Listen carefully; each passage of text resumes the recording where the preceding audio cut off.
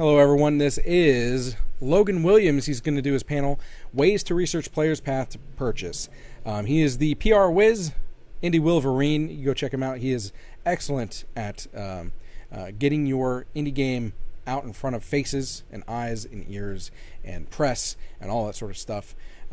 Highly suggest, obviously, listen to the panel, but afterwards, highly suggest contacting him. And he has a blog. You can get tips from that sort of stuff, indiewolverine.com.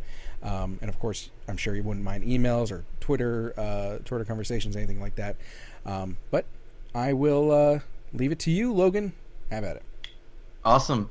Hey, everyone. I hope you're enjoying the Indie Revolution Expo so far.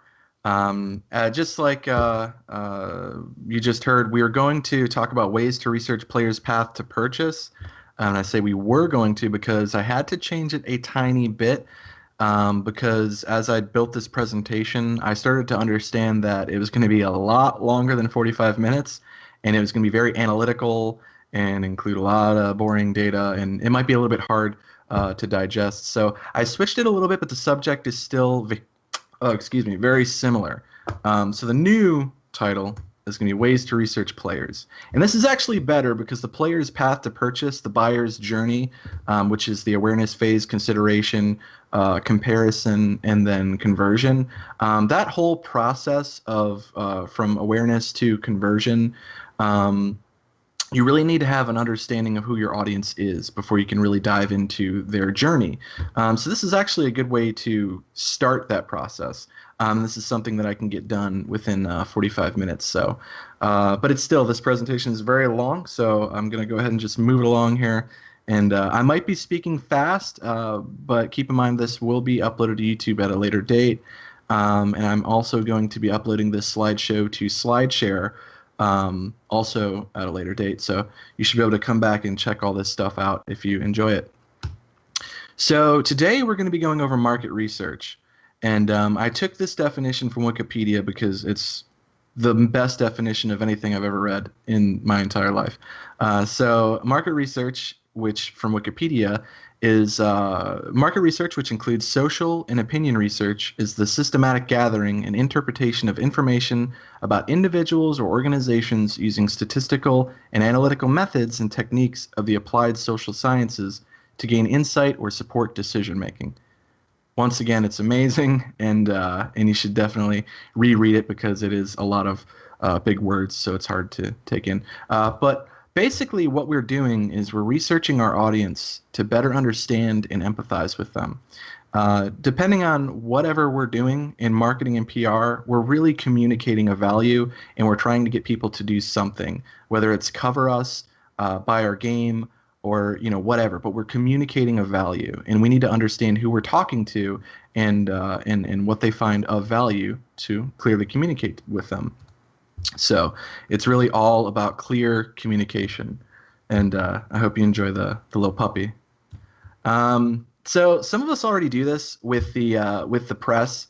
If you've dabbled in indie game marketing and PR at all, you've probably stumbled upon videos from GDC or other expos and conventions that talk about how to perfect the pitch, how to pitch your game to writers, how to reach out to them, how to give yourself the best chances to get coverage from the press.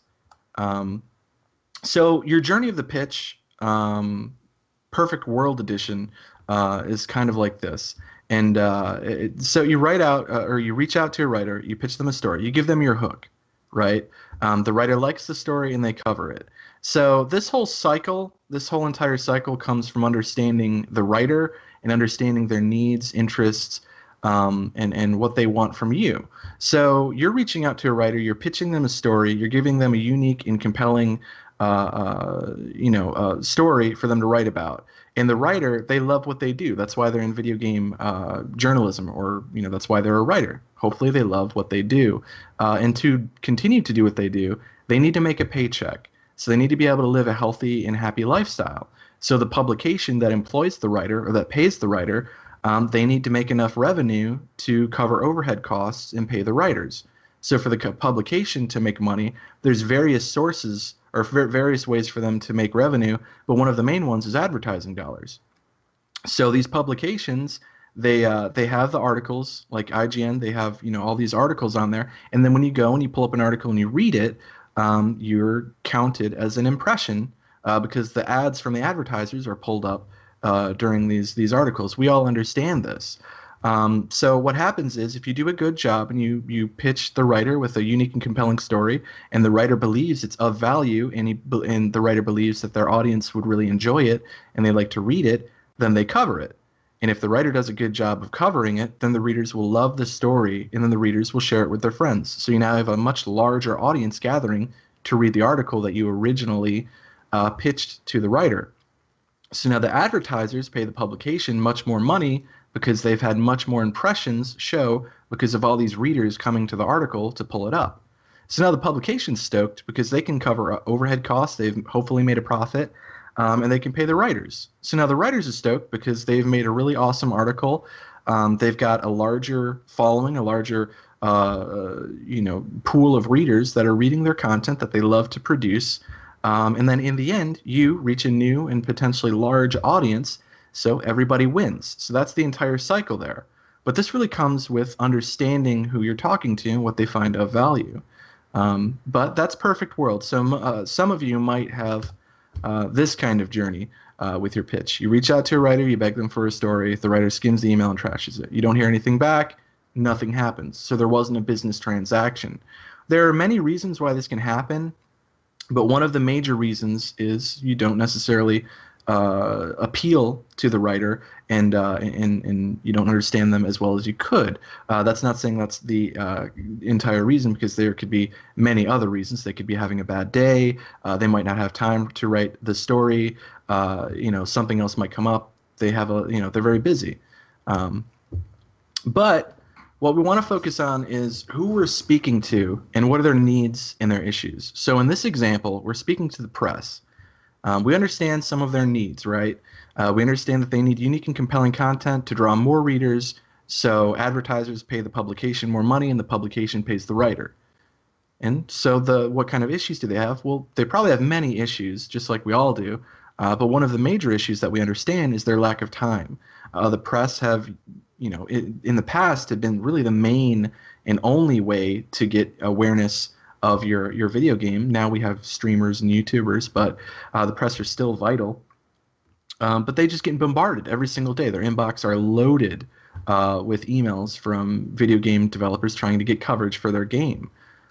So how can we help them to up our chances to get coverage? Well, with basic knowledge of our audience who we're speaking to, which in this example is the press, we understand that they need unique and compelling content to write about, and they shouldn't have to read through walls of text to find it. They're looking through gold, or they're looking through their inbox for gold nuggets, and they're skimming through it really quickly, and they're filtering out which ones they believe are not good, which ones they believe are good. And that comes to really getting your pitch across, your hook, your newsworthy content across as quickly as possible, and as short and concise as you can possibly do it.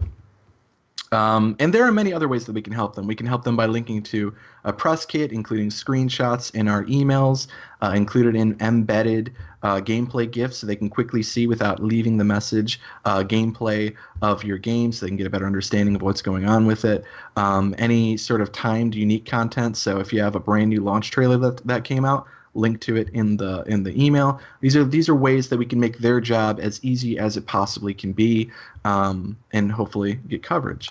And here's an example. So a game that I've been working on recently, and it just launched on July 7th, so earlier this month.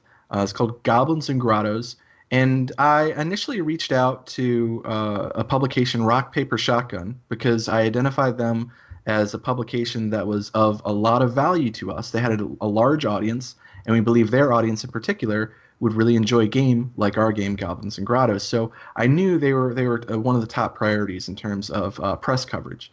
So I reached out to them 7 days prior to the release date, and I let them know that our game is going to be launching. It's going to be graduating from early access on Steam on July 7th. I gave them a code to the game that let them play the finalized version 7 days before it came out. I let them know of our early access graduation celebration plans, which was a 1-day limited time all-time low discount on the chrono.gg website, and a couple of other events. But it was a bit lengthy, a bit more lengthy than I like an email to be, but there was a lot of content to get across. And I didn't hear anything back. But I understand the press. I understand them to an extent, and I understand that they're very busy. I understand things happen. So I followed up. Now I'm not going to follow up left and right every single day, but one follow-up, two follow-ups, I believe that's fine.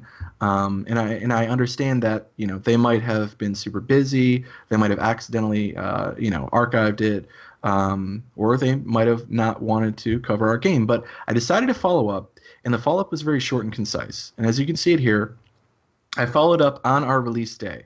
So I let them know that our game was releasing that day at 12 o'clock Eastern. Excuse me. I let them know that we had a scheduled Ask Me Anything thread on a popular PC gaming subreddit. We were also going to do a key giveaway in that subreddit.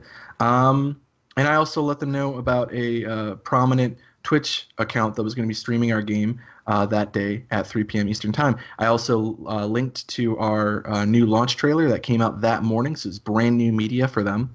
I also linked to our press kit, and then at the very bottom, I let them know what I would like them to do with the content that I just gave them. I let them know that we would greatly appreciate any coverage of our launch day plans, but at the very least, if they could just share our launch trailer, that would be more than fine. And then at the very bottom, I include in bold letters, because I wanted to attract their attention to it, that our press release from that morning was going to be pasted below the message. And here's the press release that I pasted below the message. So with this email, I'm letting the writers at Rock Paper Shotgun know about our launch day plans, our Reddit AMA, our key giveaway, our brand new launch trailer, which is a useful media file for them. I gave them our press release that they can just copy and paste from if they wish, then get a quote from it as well.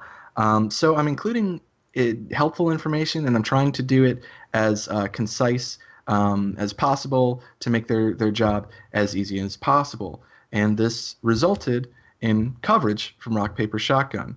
And one thing I'd like to point out here, if you do get coverage from a small publication, medium, large, whatever, that you try to make the time to reach out to the people that did cover you, because they did take time out of their day when they could have covered like Pokemon Go or something else. They took time out of their day to write about your game and cover it. Even if they did a lot of copy pasting, they still took a bit of time to do to cover your game.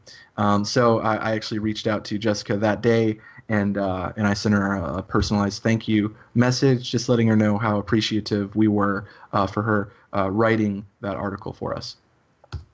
So with that being said, let's focus on the players, and that's what this talk is all about, really. The example before was to kind of get you in the mindset. We're trying to understand an audience so we can clearly communicate with them, and when we can clearly communicate with them, we can possibly increase our sales when it comes to players.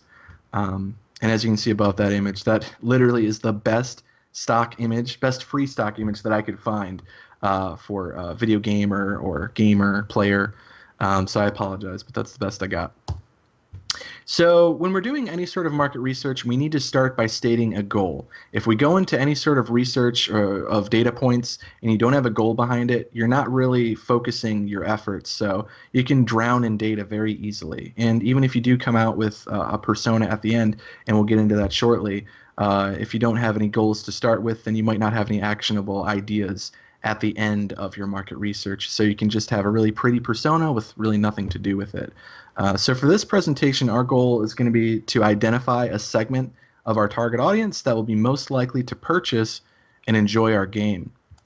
And we need a game, right? So we can't do this presentation if we don't have something. So all of us together, I've come up with a game for us. This is an idea. I'm an idea man right now for us. So our game is going to be called Hot Dog of Time. Now, this game is going to be a 2D action adventure. It's not included in the genre, but a 2D action adventure game. It's going to be very similar to some of the classics like the early Zelda titles or your Super Metroid. It's also going to be a bit harder. So the gameplay is going to be the gameplay core mechanics are going to mimic those of like Hyper Light Drifter, Zelda, Super Metroid. It'll be a bit harder, but that's fine. And so I have a description down here. It's not the best description ever, but the description of Hot Dog of Time is Hot Dog of Time is a 2D action adventure where you play as a hot dog who's had a hard life. You've had a really hard and long life. You awake naked and afraid, without your bun or condiments. It's time to put the pieces back together and get back to your former glory. So in Hot Dog of Time, you start out, you were a hot dog, a baseball ballpark hot dog, glistening in the sun with condiments lathered all over your body and a nice fluffy bun. And then for some reason or another, you awake abruptly, naked, dusty, afraid. You have no condiments. You're just a hot dog.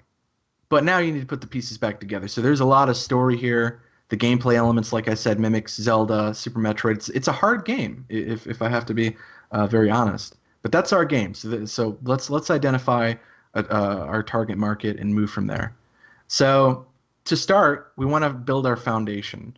I look at starting market research and building that foundation as kind of making a burger. We need to put the bottom bun and then the patty and then the gross vegetables and then the condiments and then the top of the bun. We need to put all that together. But we need to start out with our foundation, and our foundation is going to be our demographics.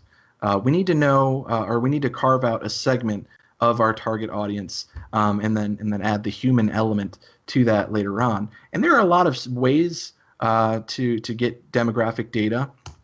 And here's a bunch of links here. And before I move forward, I want to note that I understand that many of you can be in different phases of your game development, and I didn't want to leave any of you out in this presentation. Ideally, you do this market research as early as possible. You can, but some of you might be head down, busting out a game, working really hard, and then near the end, you start to focus on market research. So I'm not going to leave anybody out here. So here's different ways to get demographic information depending on what phase of game development that you're in. If you have a website and you have Google Analytics set up, and you are and you do have demographics and interest-based reporting enabled, which is a push of a button in Google Analytics. If you do have that set up, then Google Analytics is an excellent place to pull demographic data. So that requires that you have a website set up and you have Google Analytics in place. If you don't have that, so if you're super early in your video games planning phase, then you can use Google Display Planner. It's not the best, but if you got to start somewhere. And with Google Display Planner, we can research a very similar game. So if you can identify a very similar successful game, then we can run that website through the Google Display Planner to pull some demographic information. It'll also give you some device information and interest based information. And we'll go over this in a few slides. The third option is Facebook Audience Insights tool, which is amazing if you can do it. The requirement for Facebook Audience Insights is that the page that you're running has 1,000 likes at minimum. So if your page doesn't have that, well, it's not going to be able to give you much data. But if you can find a similar game that has a very large following on Facebook, then try to run them through Facebook Audience Insights, because there is a ton of data to pull. It'll give you everything from demographic information, interest-based information, pages that they like, geography information, where the audience is mainly located, job titles, salary, a ton of amazing info. The fourth option is my favorite, which is why I call it my bae. It's the Full Contact Person API. If you have a large list of email addresses, if you've gathered a list, whether it's at conventions when you're showing your game off, if you gather a list of emails, then you can run it through the Full Contact Person API, and it'll spit back a crazy amount of data. It's a gold mine for sure. The Full Contact Person API, you can connect to it in various ways. I personally use Microsoft Excel in Windows 8. But you can definitely look on that link, and there will be various ways that you can connect to the API key. But if you're using Excel like me, you simply paste in your API key, go to another tab, paste in all your email addresses, and let it do the work. It gives you 500 free polls a month. So you can research up to 500 email addresses each month. If you have more than that, then you can pay. But also, I want you to know that a poll means that it has a 200 successful status code. So if you put an email address in there and it's successfully able to pull data for you, and when I say data, I mean it'll pull social accounts, like that the email is associated with Facebook or Twitter or even MySpace. It'll pull all the social accounts that are associated with that email address. But if it can't pull any data and it gives you a 400 status code, then that doesn't count as a pull. So each month you have 500 successful pulls with the person API. And once again, it's an absolute goldmine. The last option is various industry reports and blogs. If you literally have nothing that you can pull from, then you can do this. I personally haven't put much, I personally haven't used industry reports and blogs as my basis of demographics when doing market research, but it is an option. Newzoo.com is an excellent website to check out. They have just some really interesting free reports, but they also have paid reports, which are pretty expensive. I believe they start at $5,000. So it's not really something that you can do if you're, a cash-strapped indie. But if it's all you can do, then go do it. And we'll go through each of these one by one. Google Analytics, you can see here, this is just a broad overview, but it gives us a good amount of data to just kind of get a target market information, our core demographics from. So you can see this is actually my website, the Indie Wolverine website. So you can see people that visit my website are mainly men in between the ages of 25 and 34, and it's pretty substantial. So there's Google Analytics. Google Display Planner, this, I believe I ran the DayZ website through here. And, like I said, Google Display Planner isn't the best data on the planet, but if it's all you got, then, you got to start somewhere. So you can see with DayZ, it's saying that it is almost a 50-50 split in gender. I highly doubt it. I would believe that unknown percentage is going to be substantially leaning toward the male side. I could be wrong, but I'm just, from what I've seen in other games, it usually leans towards males, especially shooters like DayZ. But we can even still make a case here with 33% that if we were to say that our game is very similar to DayZ and we wanted to carve out a target market here, then we could say that men in between the ages of 25 and 34 who are shooter game fans is the foundation. That's our target market. Facebook Audience Insights, this is a very tiny snippet here. This is literally only a fraction of the info that Facebook Audience Insights gives you. It's a lot of concrete data too. It's excellent. If you can use it, definitely use it. And when I say if you can use it, I mean whatever you're searching under the interests search bar, you can search different Facebook pages. If you can't find a game that's similar to yours, or your game doesn't have a large following, then you really can't take advantage of Audience Insights. But if you can, in our example with Hot Dog of Time, Hyperlight Drifter is incredibly similar, so we can search that in Facebook Audience Insights, and it will give us a wealth of data. As you can see here, 95% of the likes on the Hyperlight Drifter page are men in between the ages of 25 and 34, and it's very substantial. Once again, full contact person API, excellent, just amazing. If you have a list of email addresses, definitely use it. And I really recommend using it with Microsoft Excel. You can't use it with Excel in Mac OS X, so if you have a Mac, I recommend using Boot Camp. That's exactly what I do. Use Boot Camp, install Windows, and then install Microsoft Excel using Windows because it does not work with Microsoft Excel on Mac OS X, which is kind of a bummer. Once again, reports and blogs are excellent. Newzoo is pretty awesome. It gives I've signed up for their newsletter. They send me industry reports for free. There's pretty cool data in there, but I haven't found any data that I've based any market research off of. But that's that. So in our example here, here's our demographics, and we found these demographics using the Facebook Audience Insight tool when searching Hyperlight Drifter, because we've identified Hyperlight Drifter as an incredibly similar title to our game Hot Dog of Time, which, if you guys are just joining, Hot Dog of Time is a completely fictional game that is not real, but for this presentation, it is 100% real. So as you can see here, demographics. If we're working on a game that is incredibly similar to Hyperlight Drifter, we should target men in between the ages of 25 and 34. Gender, male. If you're in between the ages of 25 and 34 and a male, you should get that joke. Relationship status was single. Job title is IT and technical. This is all Audience Insights details that I pulled. The income was $50,000 to $75,000 a year. And the location was primarily Los Angeles, California. I believe it was 13% of the men in between this demographics in the United States lived in Los Angeles, California, which was the highest percent. It kind of makes sense because not only LA is a larger area, but the team behind Hyperlight Drifter, Heart Machine, I believe they're based out of LA. So that kind of makes sense. But to quote the great Macklemore, there's layers to this shit, player. So we need to put the human layer, the human element on top of this demographic information. So that's going to be the user needs. We need to be able to better understand our audience, not only who they are physically and with their demographics, but we need to understand what makes them tick. What are their behaviors? What are their habits? What do they like? What do they don't like? Or what do they not like? So this is when we're going to add our layer to our market research burger. So we need to find our behavioral and psychographic data. So we can find this data, once again, in various places. Another thing I want to note quickly is that when you're doing market research, you really can't go wrong. I mean, you can go wrong, really wrong, but you can't go wrong in the fact that you can only use the data that you have available to you. The entire reason why we're doing this is not to have a pretty persona that we can look at and say, hey, that's our audience, or that's a segment of our audience. It's a way to better understand your audience. So this entire process is just as valuable as the end result, because you have a better understanding of who a segment of your audience is and what they like and how to speak to them. So as we see here, interviews, I recommend these the most.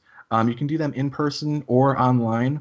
For this example, Hot Dog of Time, if we were working near Los Angeles, doing in-person interviews in Los Angeles would be a great idea, because we've identified a large percentage of our target market here is located in Los Angeles. They're also located in Seattle, Portland, and New York. So if you lived in those areas, that'd be a great place to do in-person interviews. If you can't, we can still do them online, totally fine. There are different programs we can use, like SurveyMonkey, to do surveys. But if you wanted to do an interview, you can simply do it via email, and that works just as fine. Ethnography, this is a way to basically all you're doing is observing. It's a scientific approach to observing players in their natural habitat. So online, this means that you're observing players that are active in forums and various communities. So we would look up, like Hyperlight Drifter, different forums, communities, and we would observe what players are saying, what they like about the game, what don't they like, and kind of just learn about the players that way. User profiles. Once again, going back to full contact person API, you get a ton of user profile data from that. So if we can identify user profiles, we can kind of be, kind of a creeper, and we can look at these user profiles on Facebook and Twitter, and we can start to look through and try to identify trends among our demographics.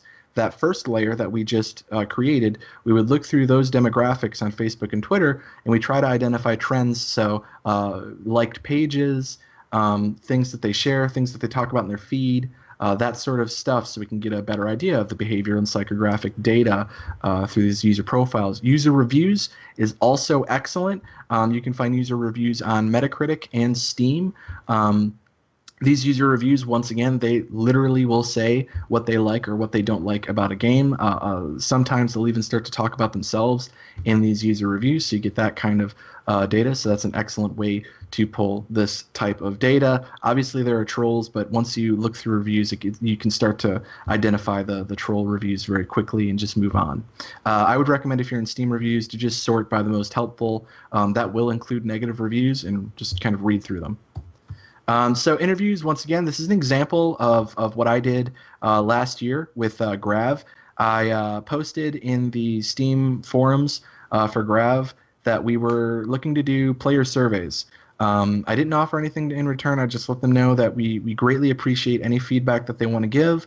I let them know that the interview would range between 8 and 12 questions. Everything is optional.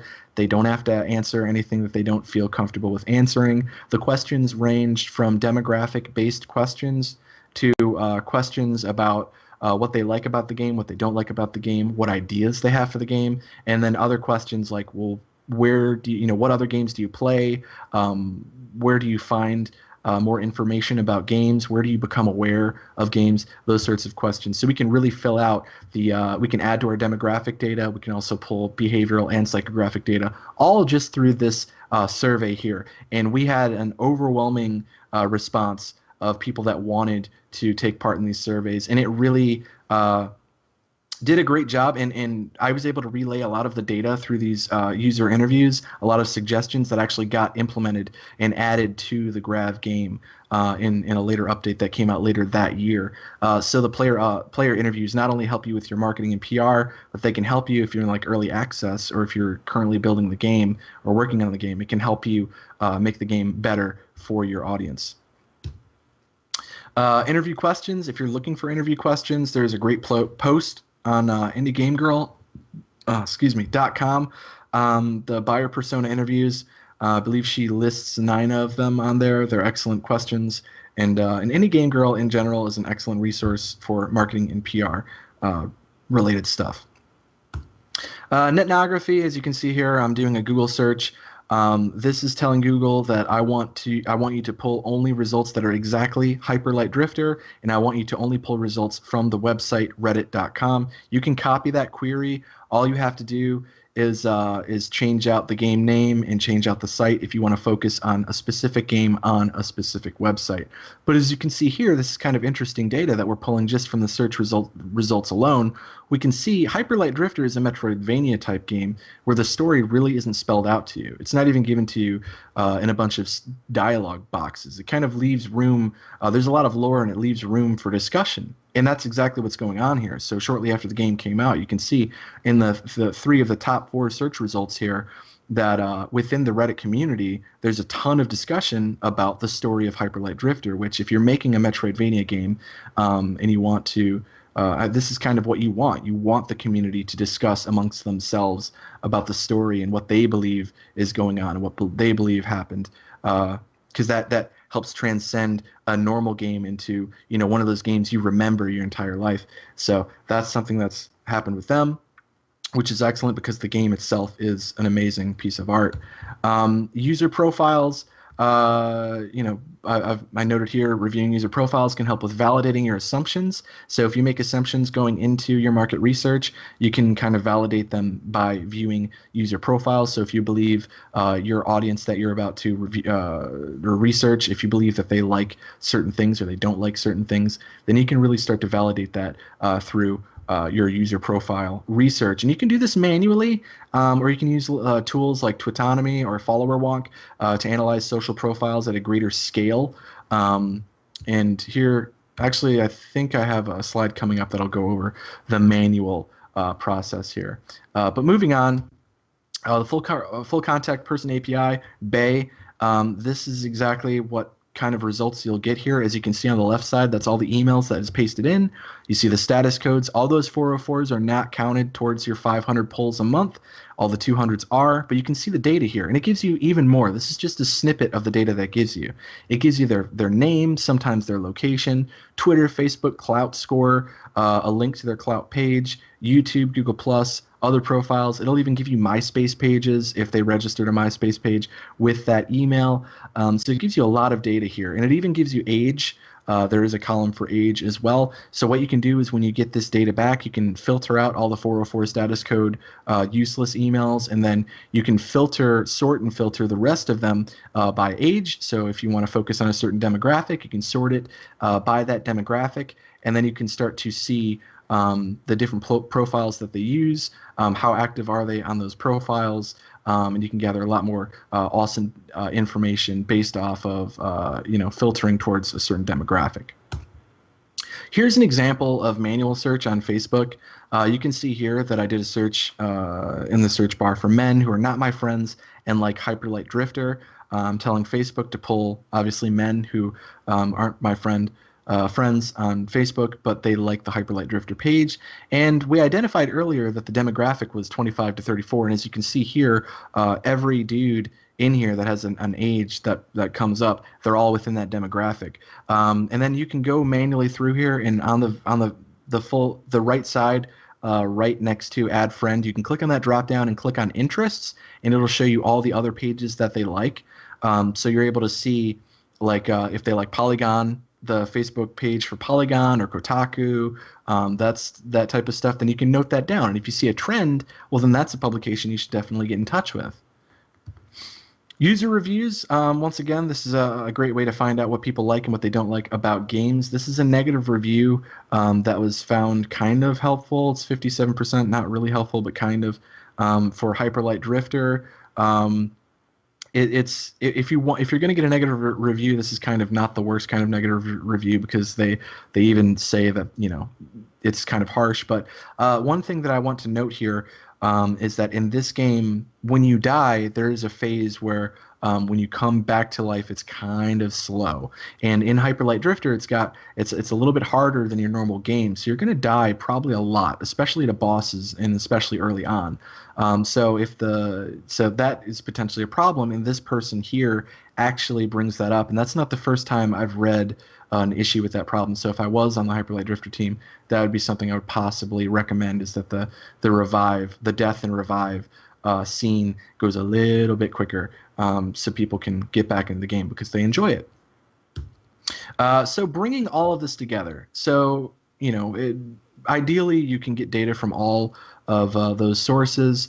In our presentation, we can't. I didn't do any user interviews. I didn't have an email list of people that like Hyperlight Drifter or Hot Dog of Time. So I had a very limited amount of data that I could use, but I did use data to pull together and create a persona.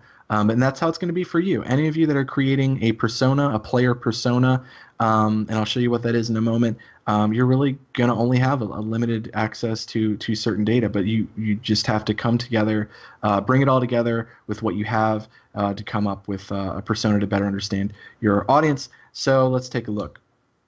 So this is the persona, the persona that I've identified using a lot of data sources when researching Hyperlight Drifter for Hot Dog of Time. His name is Smooth Gameplay Simon. You can see his image here. That's not an actual person. That is a stock photo that I pulled. He's a good-looking guy. I thought it would work out for this presentation.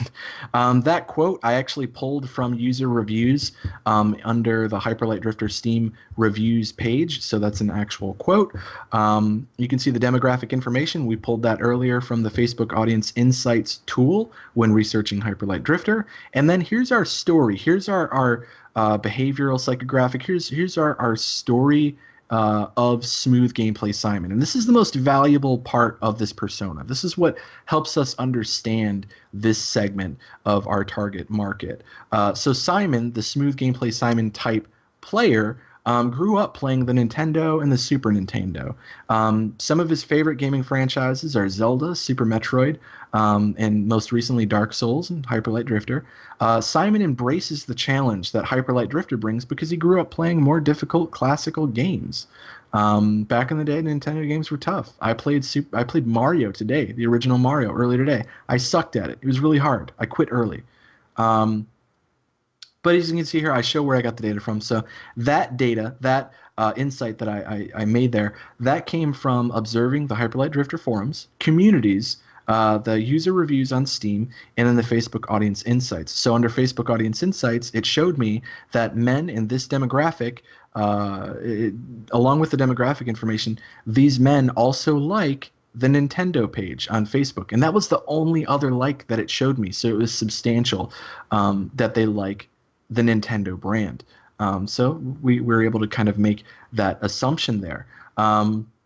Moving on, some of Simon's favorite online publications include Ars Technica, Kotaku, and Polygon. Once again, this data was found through manually looking through the Facebook profiles when I did that search earlier. So that search was focused on men in this demographic that like the Hyperlight Drifter page that weren't my friends. And I manually went through, I clicked on the interest tab, and I saw pages that they liked. And I looked through maybe 20 of them, and I would say at least 80% of them all liked those 3 publications in particular. So that was a trend that I identified from this demographic. So now we know those 3 publications would be great publications to get included in if our game is in fact similar to the Hyperlight Drifter, Zelda, Metroid type games.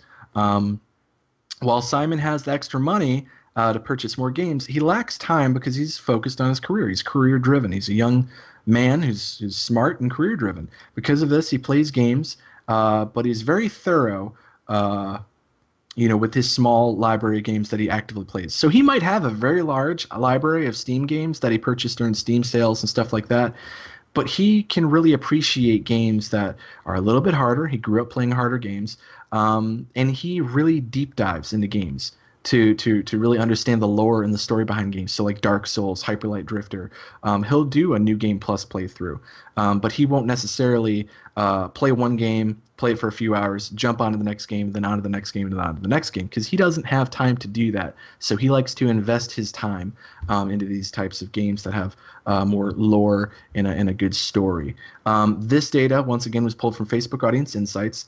You can see here the income was $50,000 to $75,000, so he's making a little bit. He's making a good income. He's single, and he's under the IT and technical career field, so he can be like a web developer, software developer. He's a smart guy, and that probably stems from him growing up playing these early video games, leading him into that career path. But so that's the data I pulled from Facebook Audience Insights, so we can make that description there.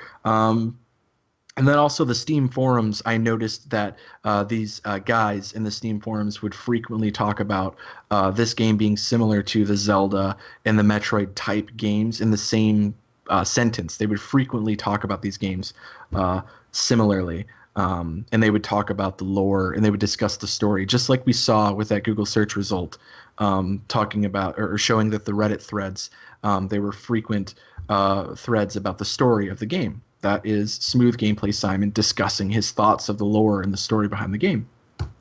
Takeaways. So we've created a player persona. We have that. We've gone through the process of gathering this data. So now we can start to take away stuff here. I will state before I move on any further, and we're almost at the end here, I really recommend doing interviews. Interviews to fill out the behavioral and psychographic data. Interviews can help a lot in doing that. And ideally, you do the interviews until you start to see trends. That might be 5, 6, maybe 10 interviews with the same demographic.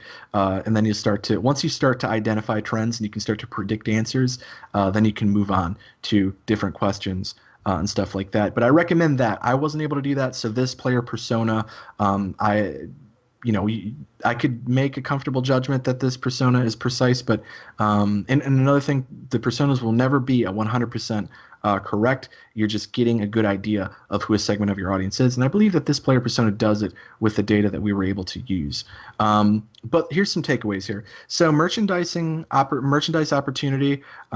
This comes from understanding that Smooth Gameplay Simon grew up with the Nintendo consoles. He enjoys the harder type games, and I'll click on this link in a moment. When we're done, I'll go back to it.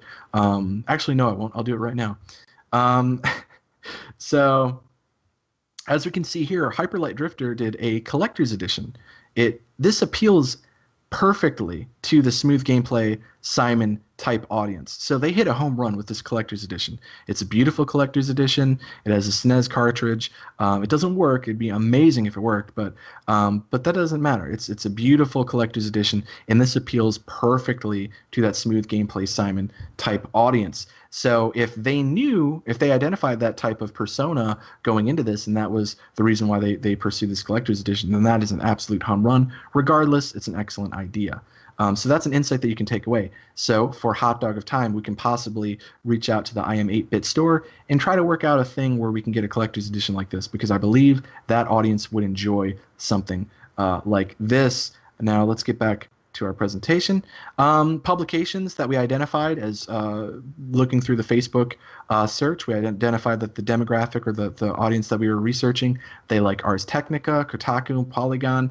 Those would be 3 that I would add to our press list. I would try to find a member of the press that has reviewed Hyper Light Drifter or other similar type games and given them higher review scores. Those would be press that I would add to our press list and try to schedule interviews with them during like conventions if you're in the area, or at least at the bare minimum, reach out to them through email to give them a copy of your game.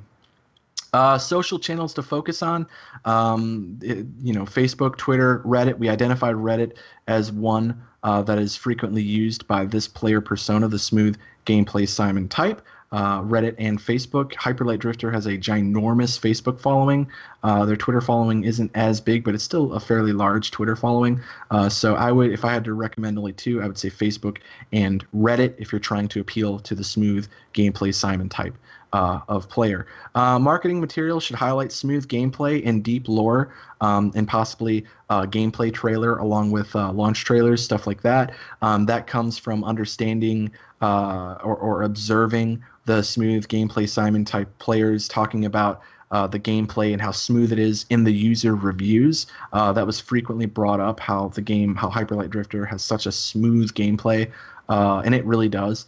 And that's something that comes to be expected of the smooth gameplay type or Simon type persona, because they grew up with these games that were like frame or pixel perfect frames that you had to get to kill bosses and stuff like that. So they expect smooth gameplay, and then lore. Once again, they want to focus their time on one game at a time. So hopefully there's a lot of lore there that'll keep them interested in the game and keep them talking about it outside of the game. And then once again, we identified this type of player persona lives in the Los Angeles area. So if you can attend any conferences in that area, you can possibly meet these players in person and ask them questions or show them your game at a conference and see if they like what they see. And you can jot down some stuff and maybe possibly add them to an email list and then research them through the Full Contact Player API and see if they really do fit your demographics and your persona. Here's some resources. This is the second to last slide, so we're basically done here, but here's some resources that I recommend. The top link is a link to the keyword or the query in YouTube, Rami Ismail, and it's filtered by view count, so you can go through there. Rami Ismail is a walking resource for indie game developers. He'll talk about anything from marketing and PR, and this is all. He has so many good insights. He's traveled the world. He's met a ton of different game developers, so he understands the game developer audience. He understands the needs, the problems that they face.